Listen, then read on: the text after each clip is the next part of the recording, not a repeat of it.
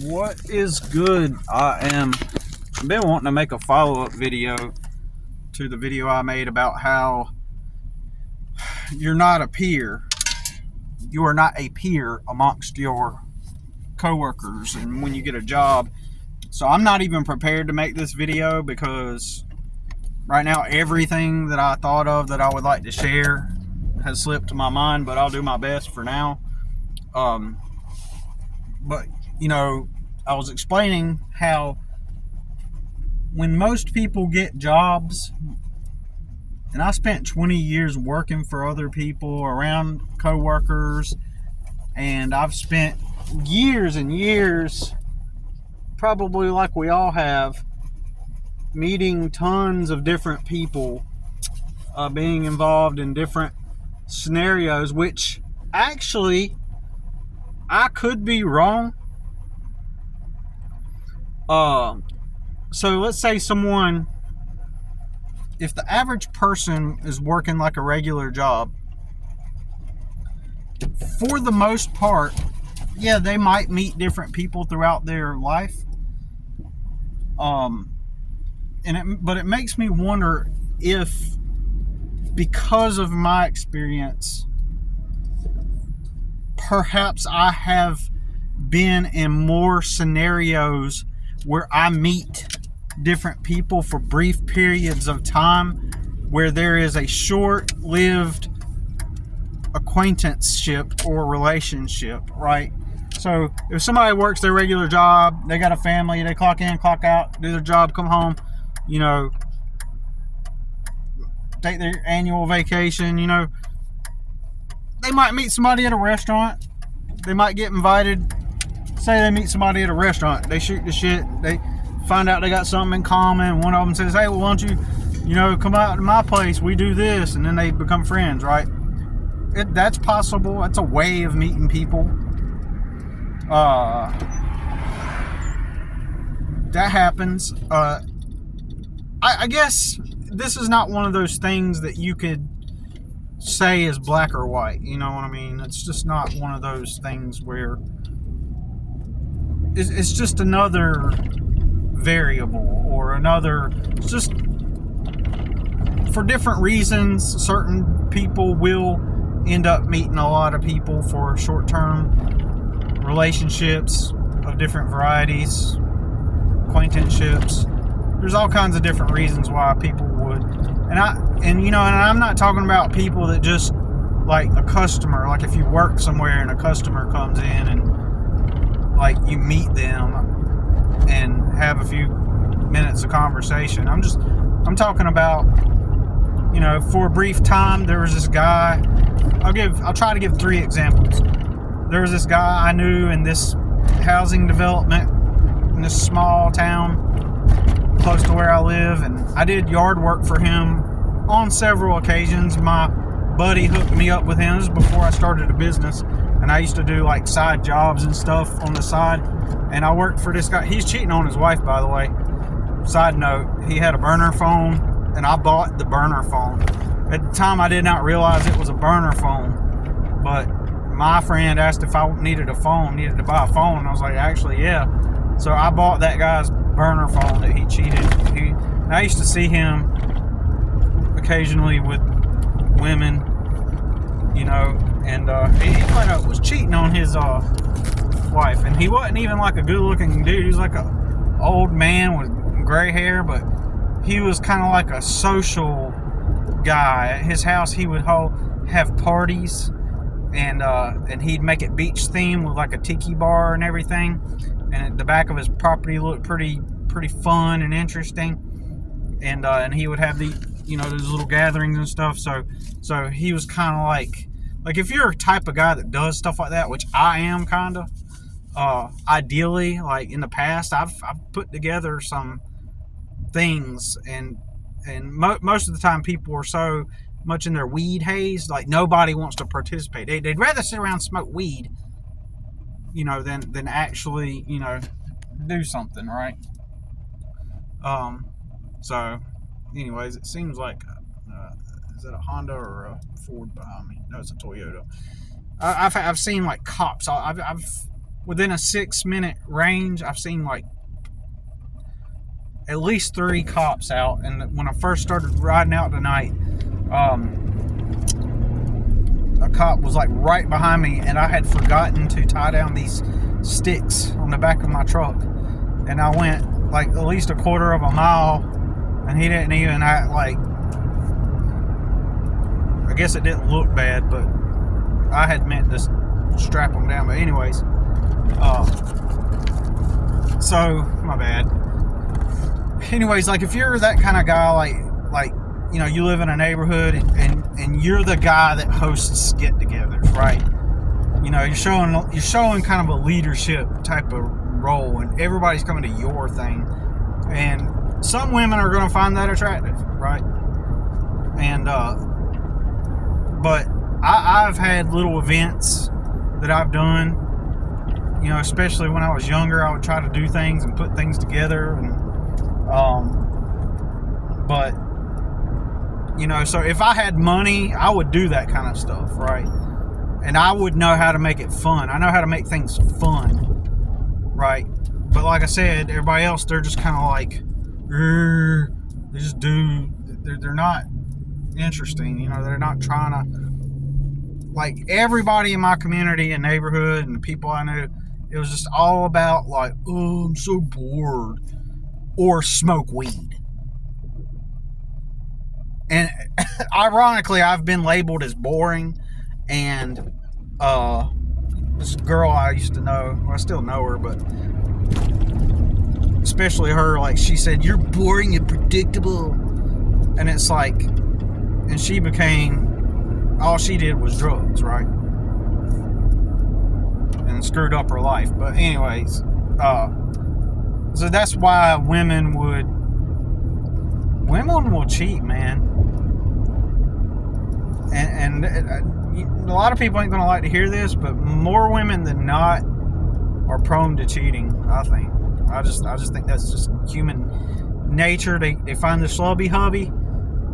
Once you could tell, like, most of these dudes are schlubby hubbies, and you can tell that, like, if the guy's a schlubby hubby type, like, his wife is easy.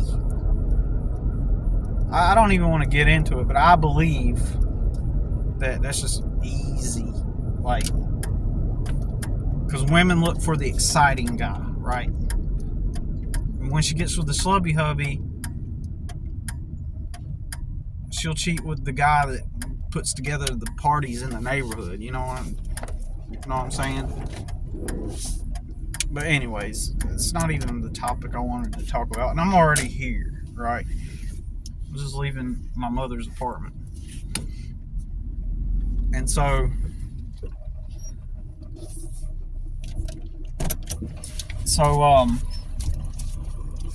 yeah, like,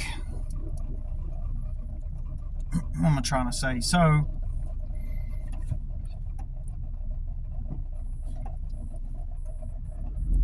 got to try to remember what, I know what the main topic of the video was supposed to be about, and I haven't even gotten to it, but my bad. I gotta back up. I gotta make sure I don't hit her camper or hit anything else.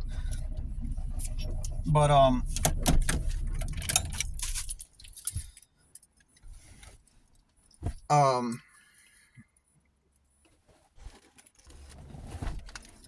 I can't make a statement of truth and proclaim that people don't meet people in the same way that I do, but I wonder if people, me having been poor all my life and working real hard, you know, and having to, like, get these side jobs, like, it means I've met a ton of different people. And so I met that one guy that did the parties, and I did yard work around his house and stuff. And then I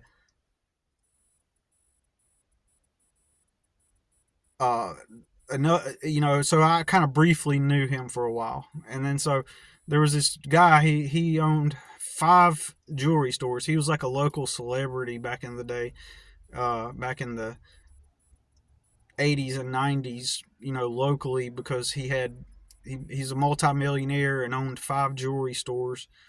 And he told me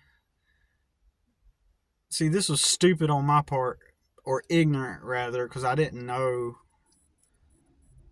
I didn't understand things. I just know that my life experience was that I was always poor. And he told me that he could help me take some money and invest it in trading in the stock market and stuff. And I did not realize what he was trying to tell me, because I always worked all these jobs, and I knew at the time I didn't even I was raising 3 kids at the time, right? And and I didn't even have time to barely do anything at all as it is. And it just sounded like something like, that sounds nice. Maybe someday in the future I could do it. But like right now, I gotta get up, take 3 kids to school, and work myself. And I don't have a social life. And I'm always tired. I'm always exhausted. And I didn't even know what the stock market really was. And I was 25 years old. It's really ignorant about how the world works. Very ignorant. It sounded nice. Oh yeah, you can make money doing that, but I didn't know. So it was like that is a byproduct of being poor.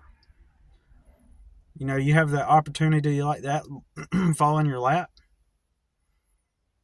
and it's a missed opportunity because you're too poor. Because you were too poor, you're too ignorant to understand what that meant.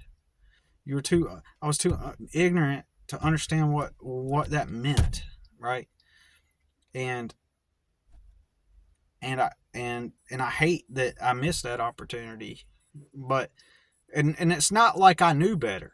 It's not like, oh yeah, I could have taken advantage of that, but I was irresponsible and decided, oh look, I blew it. No, it wasn't even that. It was just like, it was this, the idea of it was in this vague, ambiguous realm of like, I was so used to being in the struggle, like now I'm raising 3 kids, and I'm exhausted, and it's not even just that. It wasn't even just that. It was just my entire life up to that point had built up to where I was completely exhausted and traumatized and worn out. Like all of my life up to that point amalgamated to me never getting a financial foundation, because all I did was work it when I was young.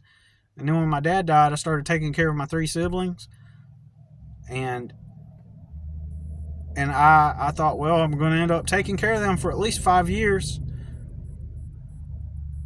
up to 8 years with my baby sister. I was like, it's going to take at least 8 years, and I was like, I'll just get through this, and then I'll build my life, and I'll be good. But yeah, I was too. It's not like I made some kind of irresponsible choice by turning that guy down, or not turning him down, but by not offering to accept. Even then, if like his daughter, like I was trying to do business with her. She owned the final jewelry store, right? The last jewelry store that he owned, all the other locations shut down. Um, and the remaining jewelry store was located in my city, right? And she owned it and she ran it. So she was a Nepo girl, right? Nepo woman. And uh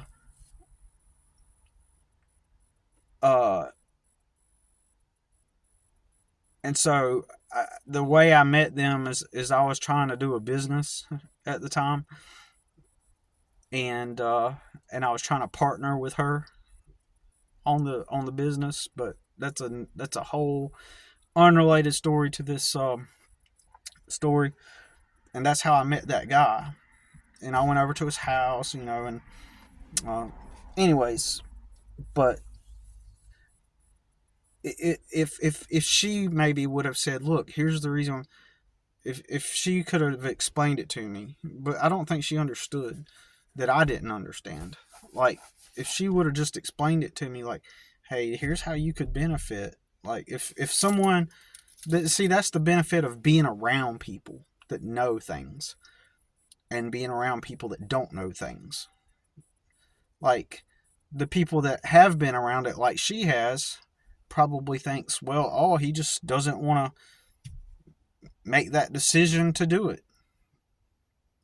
Maybe that's how she perceived me, like, oh, he just doesn't want to do it. But in reality, it's just merely and simply because I I didn't know what I didn't know. Like if she could have said, like, this is what would happen if you did this. But when you're poor, you don't even know. You don't even think about it. And even though the opportunity's standing right there in front of you, right?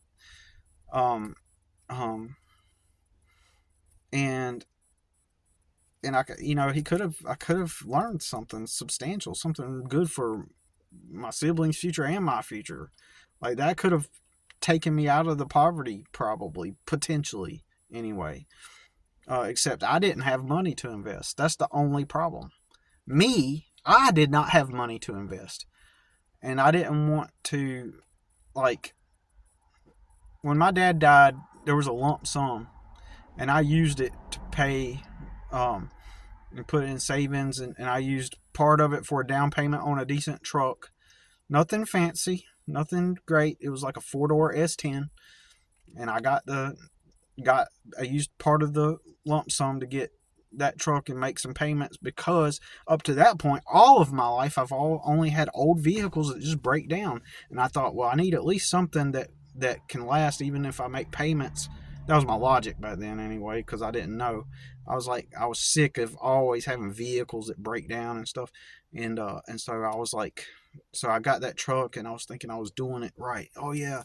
Like I didn't think payments was a good thing, but I thought, well, the trade-off is I have a newer car and I'm not going to have to worry about repairs or things breaking down. And if I just make the payments, I could just ease my mind, right? And then the rest of the money I used on paying part of the rent and just necessity. I was never a squanderer. I never squandered money. I never like most people, if they would have gotten that lump sum, they'd be like, oh, we're going out to eat at restaurants. Like, you see all these people that win the lottery and they blow it, like my internet famous brother, one of those kids I took care of. It's been 9 years since he went famous, since he went viral, and he's broke as a joke. Even today, even right now, he's broke as a joke. But he can go on TikTok because he's got a following already, and he can accrue a certain amount of money in a short amount of time just because he's famous, right? So he could have like a couple $1,000s next week, right? Because the leverage has been landed in his lap, right? So he can do that, but he's still broke, constantly broke. And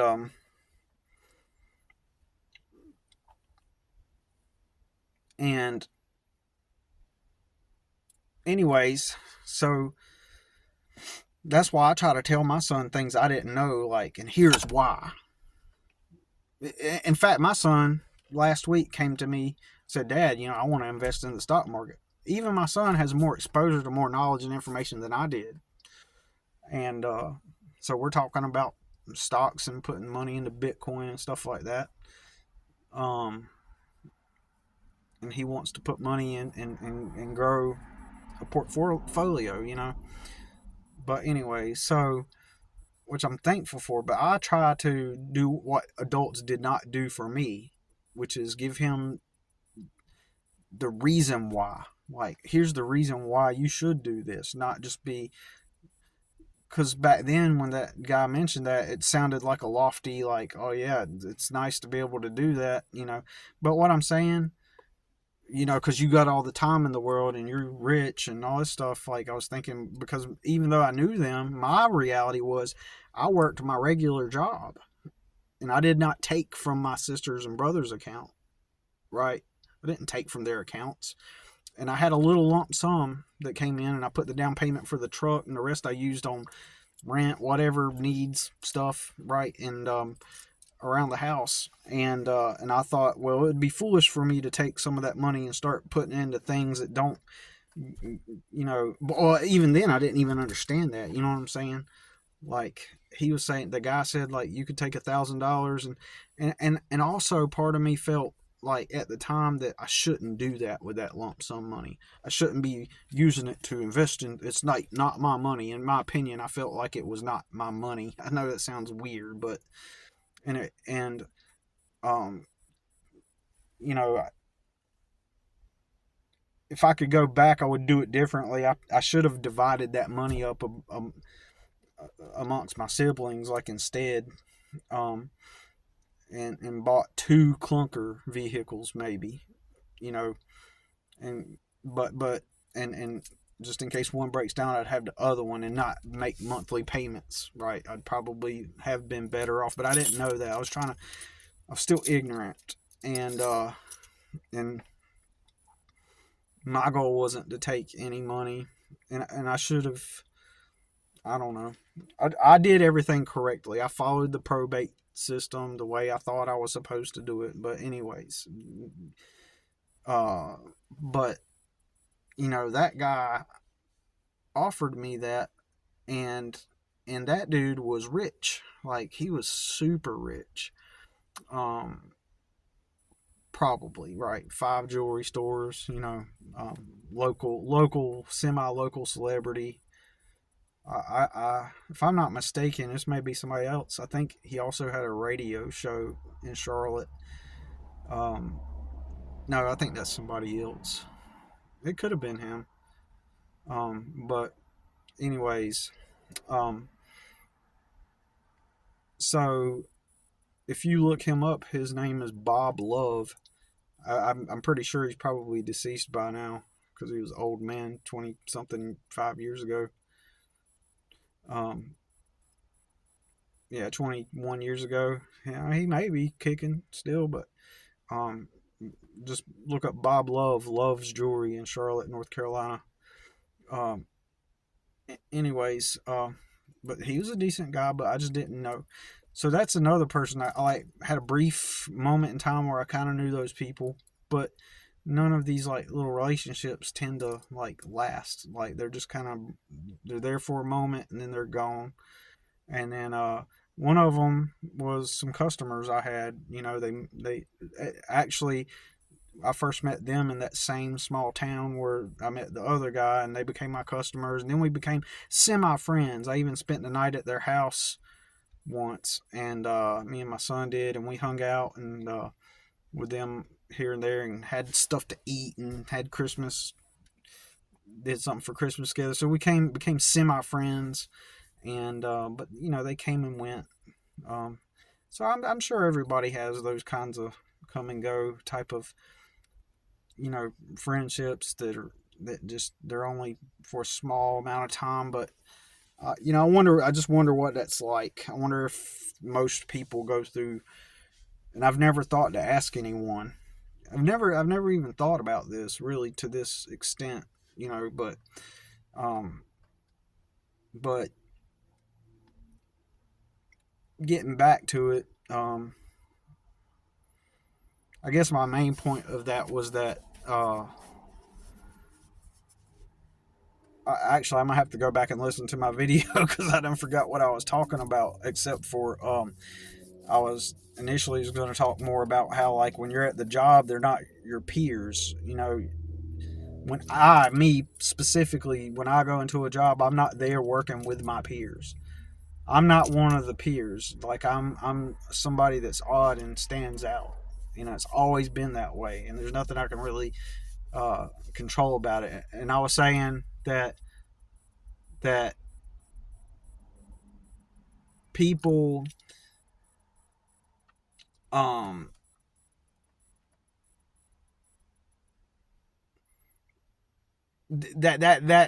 that's another example of how I know so many different people, right?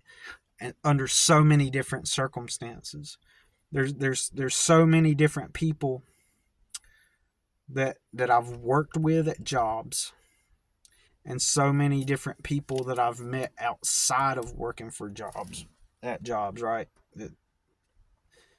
And I guess my main point is I know people. I know tons of people, right? I've known tons of people from various different backgrounds, various different circumstances and situations. So I would like to think that I have a good grasp on understanding people because I've been around wealthy people, rich people, upper middle class people, middle class people. I've been around a ton of poor people, and and uh and there is a like I said, I'm gonna have to go re-listen to myself. But I think my main point is that I do have a rather vast experience being around different people of different socioeconomic levels, right? And I can read them, and I can see how people share experiences. I've observed how the rich share their experiences with one another, and how middle class people share their life experiences with one another, and how the poor relate and share their experiences with one another. And specifically my experiences, while I'm sure I can and I do occasionally find commonalities with people. Now, everybody's different. Everybody's specific circumstances are different. Even though a lot of people compartmentalize their own experience and then project that onto everybody else, and they just assume that in general everybody's life experience was similar to theirs. I know people who actually do that. Their brains, I'm talking to them, and their brains can't perceive a reality outside of what they've experienced. So if they lived with, I know somebody who lived with their parents when they were growing up, and they saved their money and went to college while they lived with their parents, and then they saved enough when it was time to get a career. They went straight into the career and then got their own place and never had to do any kind of transition. Like the job that they got to live on the job, right? That they got. So they went from living with their parents to entering into a job where they had a place to live on the job. And like, and so they view reality kind of semi through that lens, like they've always had a place to live. It's never not been a thought of not having a place to live. So in their minds, they chose that path. And so when they get around me, they're thinking that whatever I'm experiencing right now is what I chose to experience. Like, oh, well, you just chose to do that in the same way I chose to do this. They lack that ability to think outside of their own experience, and they just project that onto everybody else. Like, they think that everybody just chose to be where they're at, right? Because they never experienced any form of hardship at all whatsoever, ever. And so, you know, when you get around poor people, there's a certain handful of them who advance themselves and get out of the level of they move up a degree in socioeconomic status, like, economic status, right? And others kind of remain in that realm, maybe slightly improved, but they still sort of remain in that realm of being in poverty, right? And when you're someone like me that hated it all and did not want to be poor, and then further was not wired to be clocked in at some kind of warehouse all day or wherever, you can't relate with those people, right? Likewise, then you, like me, you enter into a work circumstance like a warehouse. Like, I worked at a warehouse for 2 years once, and everybody else, their lives were on easy mode.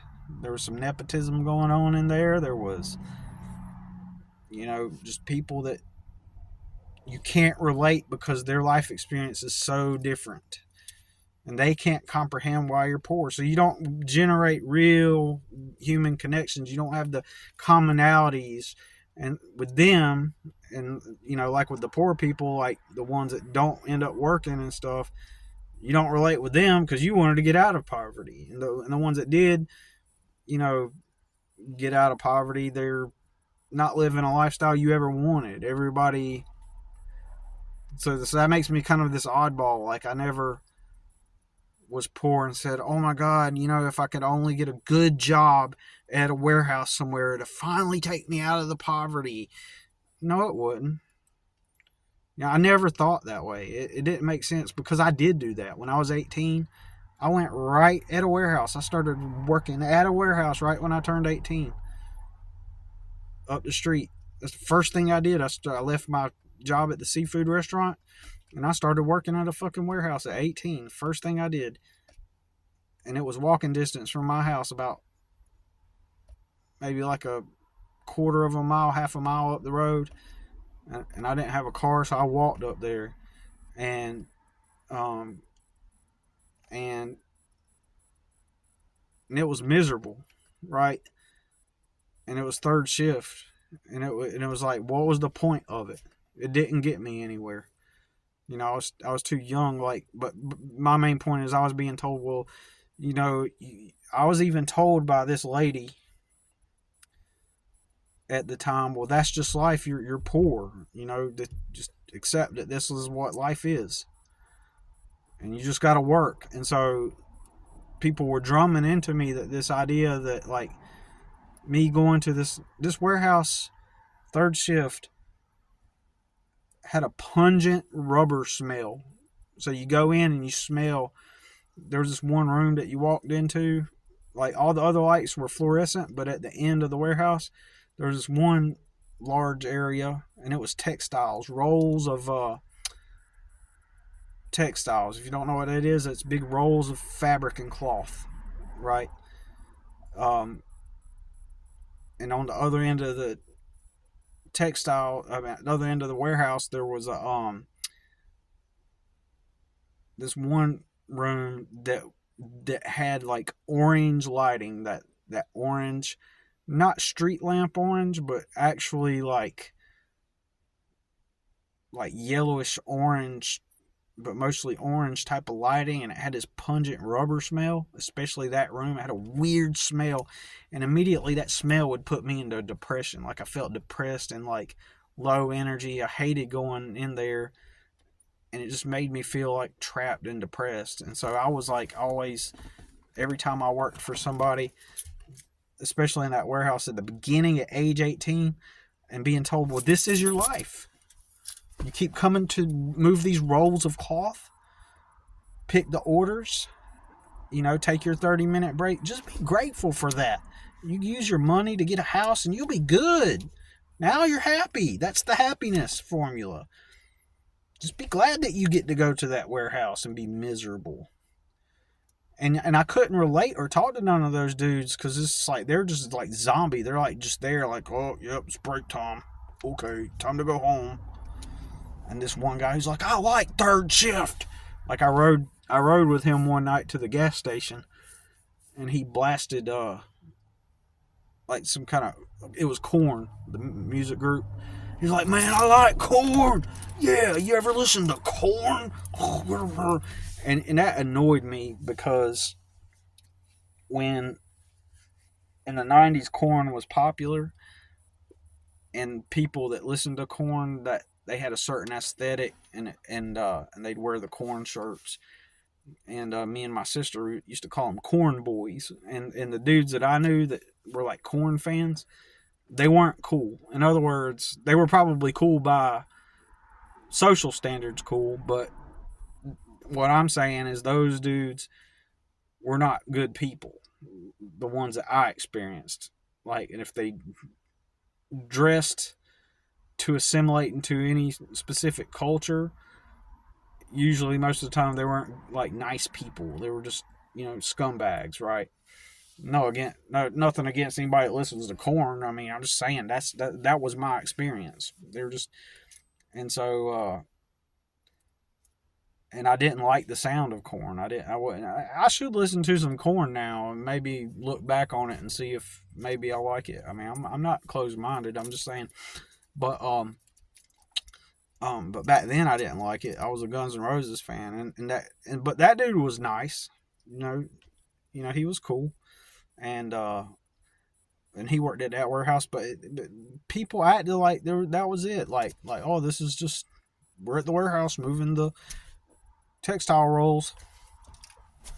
Like this is just life. Like I guess those dudes didn't have to go home to in the middle of the summer into a hot trailer park with no air conditioning. When they got home, they probably went home and had beds and air conditioning and had a TV to watch. Like they'd get up in the late afternoon and turn on the TV and watch some TV before they went to work. Had a meal, you know. But that wasn't my life.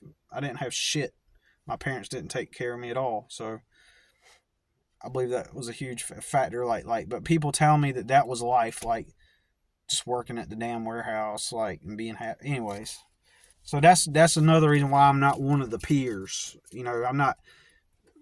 That's not what I want to get into, but that is one reason why. That kind of like puts into perspective why I've never been one of the was never treated like a peer. I got more thoughts on that, but anyways, that's all I got to say about it for now. Thanks for watching.